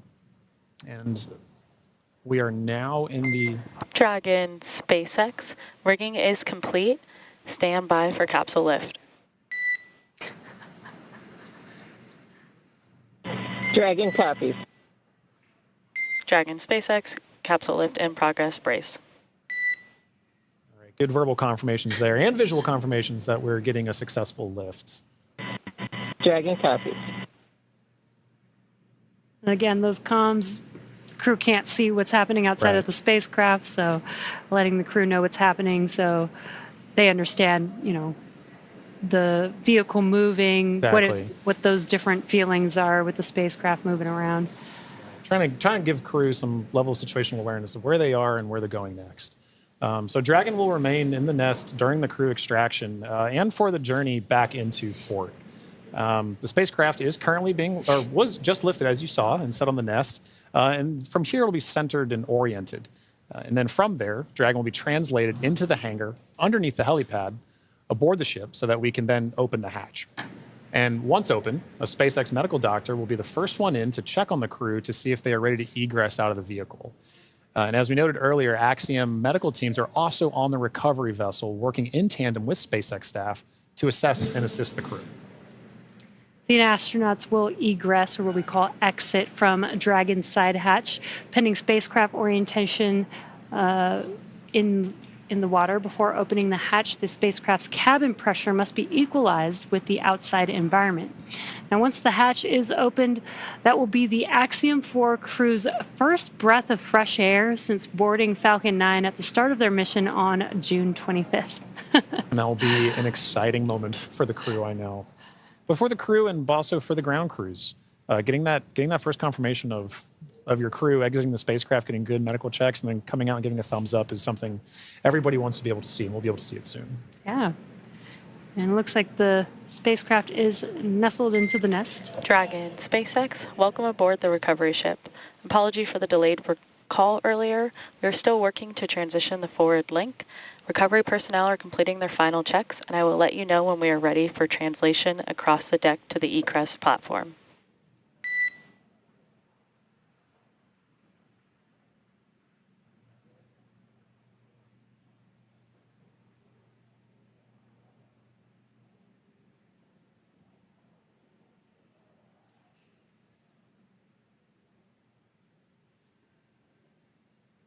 Now, they are de-rigging the spacecraft, but they're also doing some final sniff or leak checks and then covering the thruster locations prior to opening that hatch. Let's just make sure that the vehicle is more than safe for the crew members to exit the vehicle.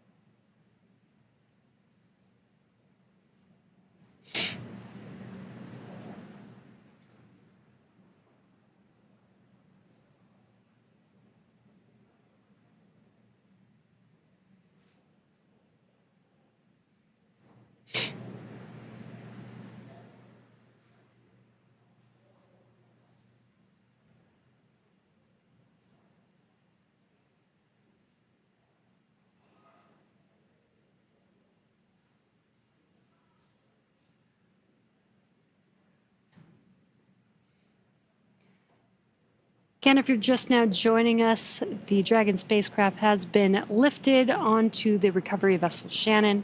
Now the recovery crew is safing the vehicle. They're putting some covers on the thrusters of the vehicle just to ensure, now that the spacecraft is no longer in operation, we don't need those thrusters. They did some sniff checks before they put some covers on it. SpaceX, comm check. We have you loud and clear in Dragon. Copy that, Dragon. We have you the same. Welcome aboard the recovery ship. We are working to troubleshoot the forward link transition. Stand by for translation across the deck. I'll let you know when we're ready for that. Okay, copy. All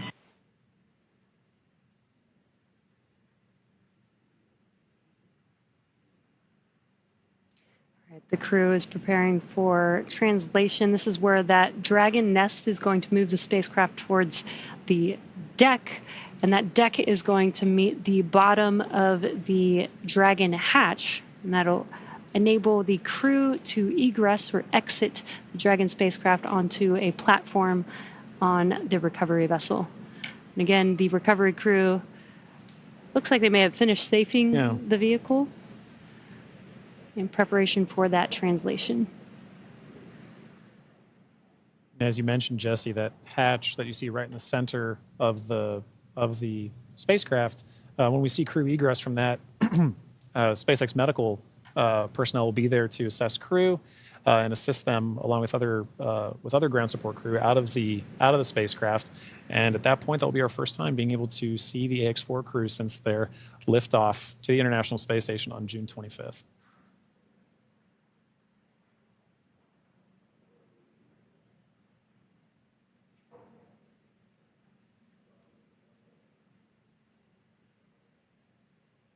On a side note, I do love seeing crew go into and come out of the hatch, whether it's the side hatch or whether it is the docking port. I love seeing the smiles on their faces. Yeah, it's going to be exciting for them once we open this Dragon side hatch. Again, it'll be the first breath of fresh air in about 20 days for them since they boarded the Falcon 9 on launch day.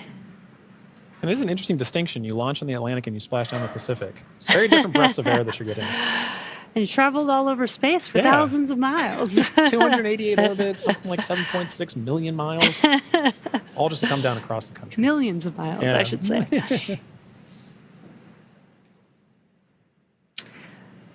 It's definitely a great passport to have. It is. Maybe that could be the next memento that we can provide crew before they lift off as a passport that they can see. I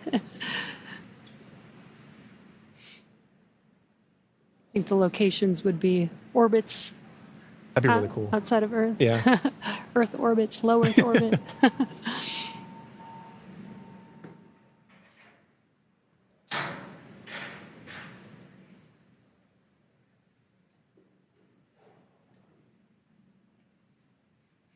Again, next up, we are expecting the translation of the Dragon spacecraft named Grace, named by the Axiom Mission 4 crew. Again, the spacecraft will translate in preparation for hatch opening and exiting of the vehicle.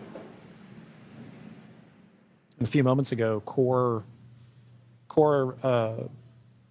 spoke with the Ax-4 crew to let them know that the translation will be happening soon. Dragon, SpaceX, final checks are complete. Translation across the deck to the egress platform will begin shortly. There is a chance that we get a lot of alarms. No concern. Dragon copies.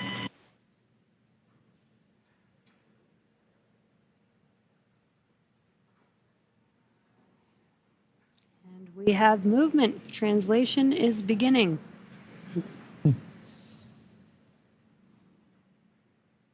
Some residual ocean water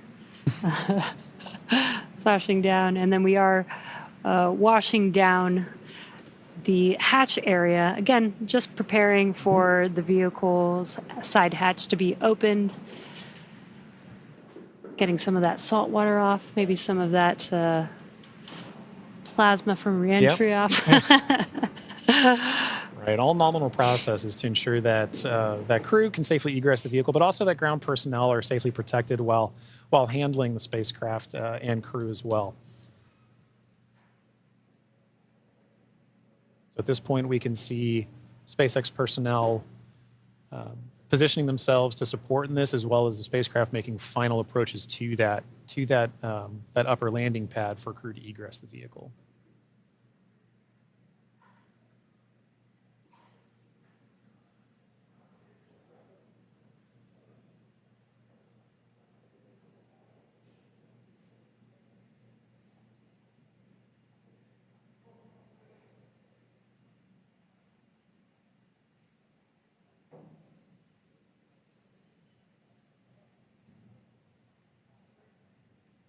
After that freshwater washdown of the hatch area. We're seeing some final wipe downs as well.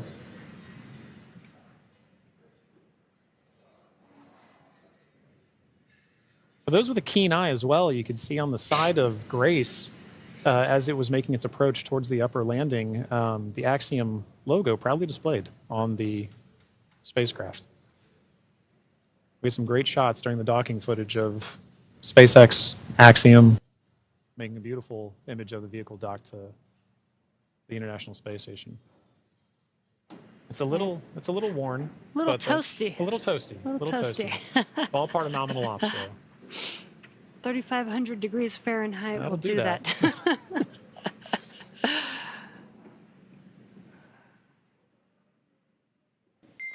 Dragon, SpaceX, standby for side hatch opening and egress of some smiling faces. Here we go.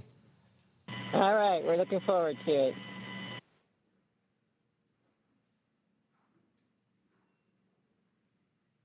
They are just about to open that side hatch. And again, first person that'll greet the crew will be the medical officer.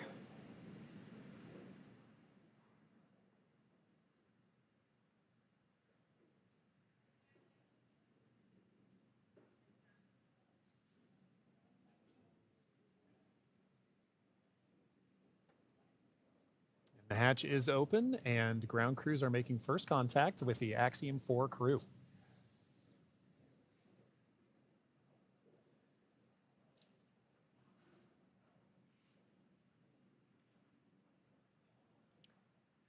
And you see that square looking tool, that's just a protector for the hatch seal for while the crew egresses. This is a reusable vehicle, so we are protecting both the crew as well as the spacecraft, making sure there's no damage that happens and that the crew doesn't bump their head on anything on the spacecraft.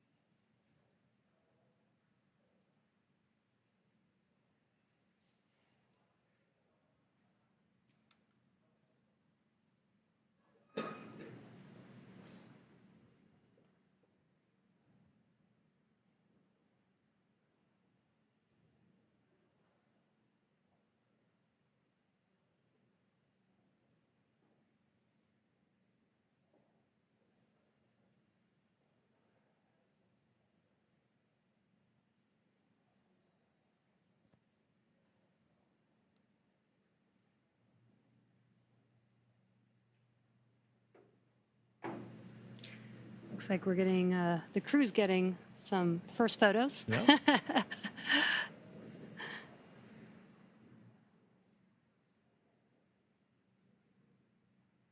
a good sign that they had good initial comms with medical personnel. So this time we are now just, if you're just joining us, we're waiting for the Ax-4 crew to egress or exit the Dragon spacecraft, also known as Grace, as part of the conclusion of their more than 20-day mission to the International Space Station.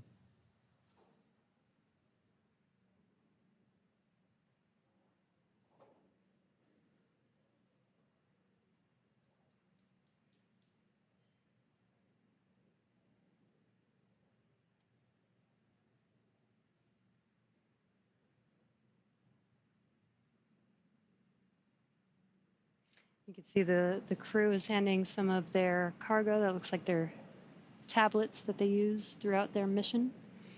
Making it a little easier for crew to make their way out of the spacecraft as well.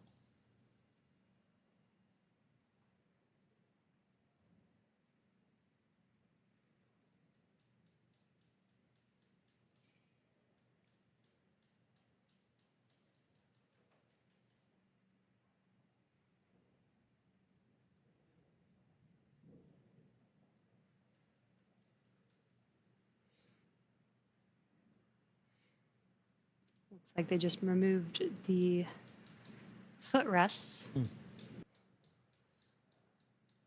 Gives the crew some space to get out of their seats while they are exiting the vehicle.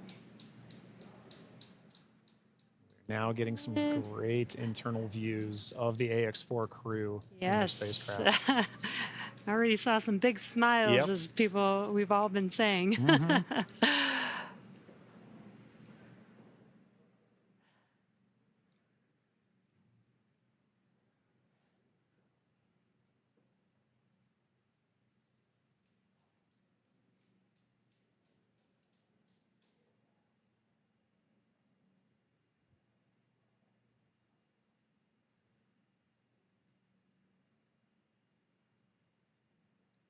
As we wait for the Ax-4 crew to egress the vehicle, you can see ground crew is still putting in aspects of I'm not going to call it rigging, but hardware to help the crew get out of the spacecraft more easily. Reminder that they've been in microgravity for a little over 20 days, and occasionally your first few steps back on Earth can be slightly challenging. It's a little different in microgravity Yeah. than Yeah. dealing with the gravity here on Earth.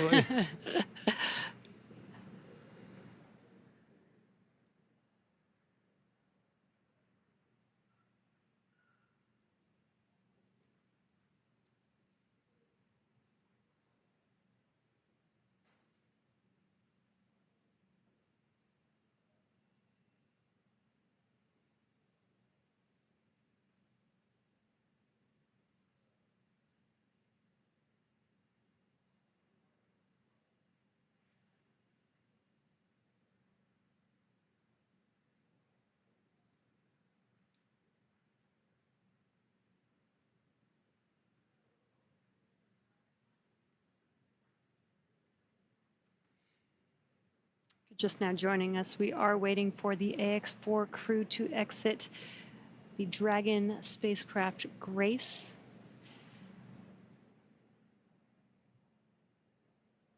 Peggy, Shooks, Suave, and Tibor are at the end of their Axiom Mission 4. After 20 days in space, 18 on board the International Space Station. 18 days.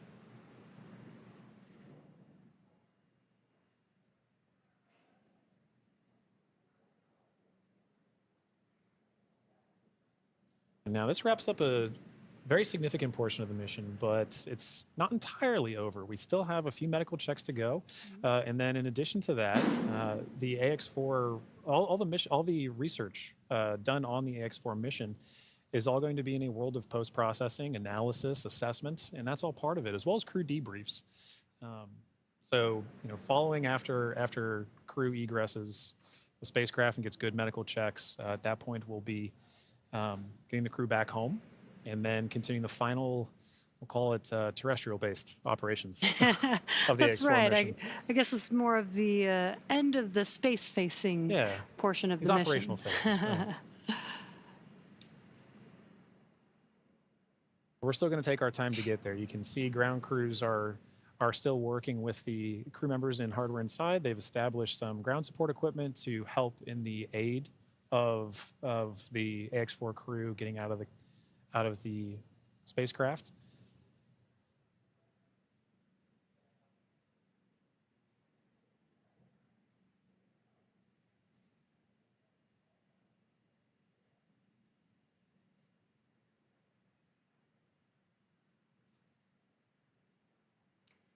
And some of their aides are not too complex. That white platform that you see there is essentially a slide. Yeah. But an important one. A very important slide. But in addition to that slide, we do have, there's a complex tool that you mentioned earlier, Jesse, about protecting the seals. We can see now first crew members looking to make their egress from the spacecraft along that slide. Sliding out.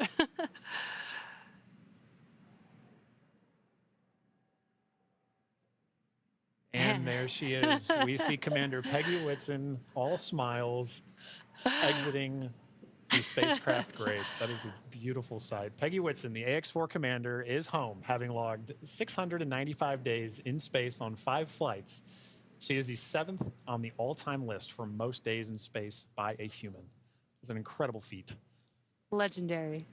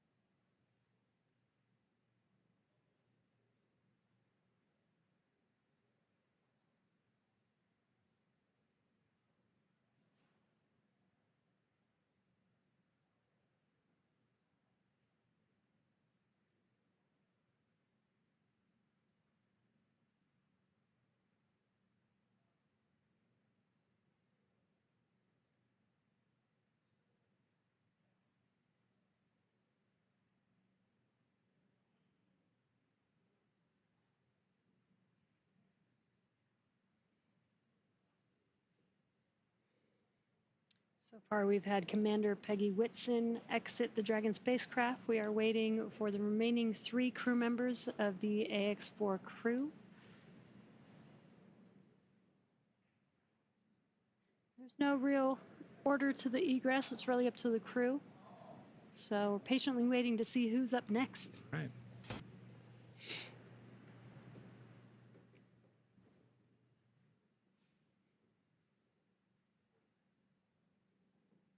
If Peggy is in the indication, which I think she is for this particular crew, we'll see another big smile coming out of the Dragon spacecraft in a moment.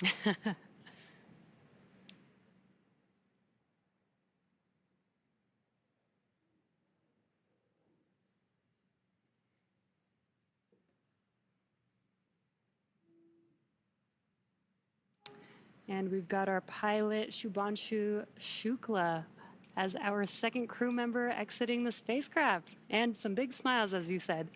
India reached a major milestone for the nation's space exploration goals. Ax-4 pilot Shubhanshu Shukla became the first astronaut to fly from the country's newly established astronaut corps.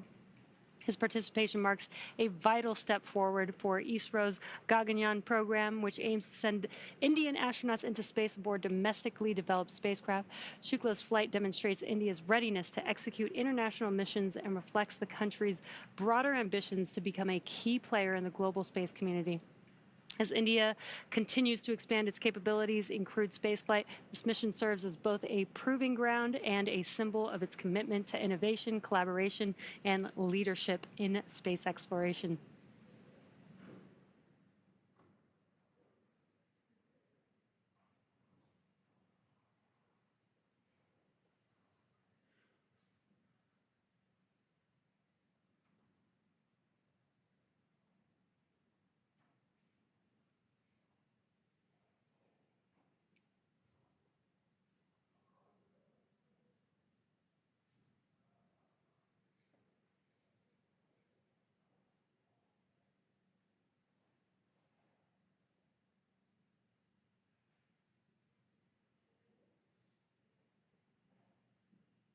Now, at this time, we are waiting for the mission specialists of the Ax-4 mission, Sławomir Wisniewski of Poland and Tibor Kapu of Hungary, to now egress the Dragon spacecraft.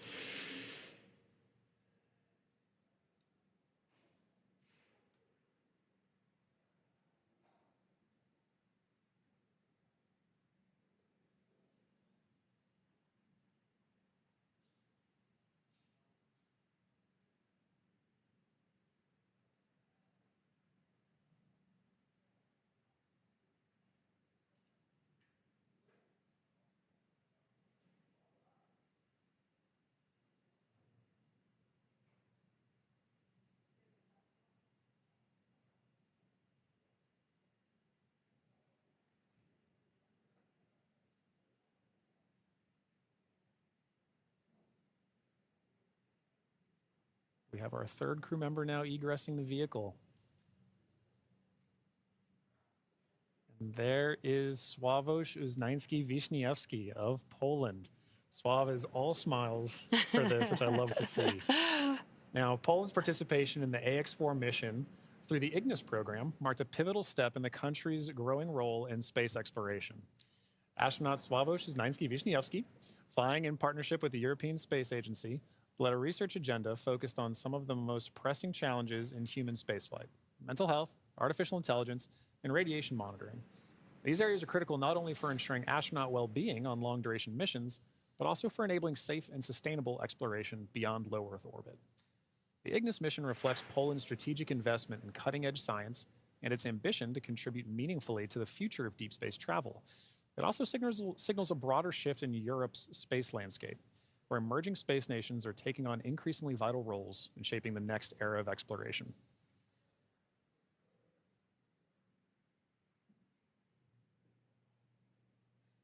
And based on that smile, I'd say Sław felt like he had a very successful mission.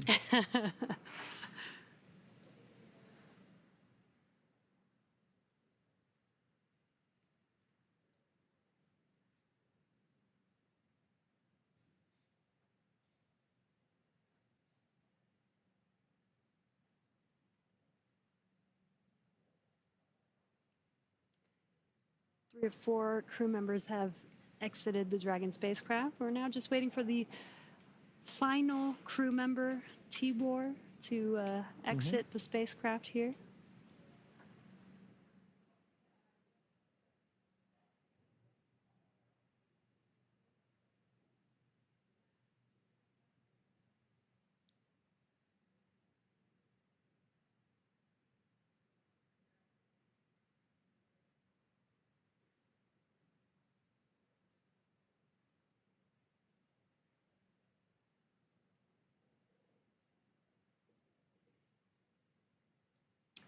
And last but not least, mission specialist Tibor Kapu.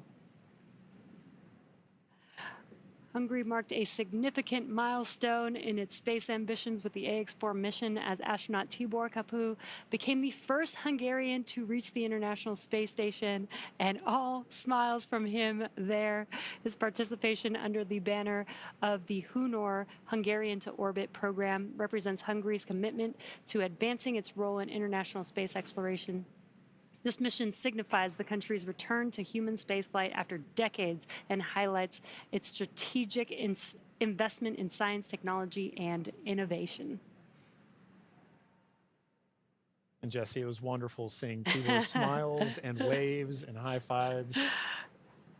You knew how important this mission was to the crew as they were prepping for it and throughout the mission, and seeing them be able to egress with the same smiles that they went into the capsule with, or into the spacecraft with.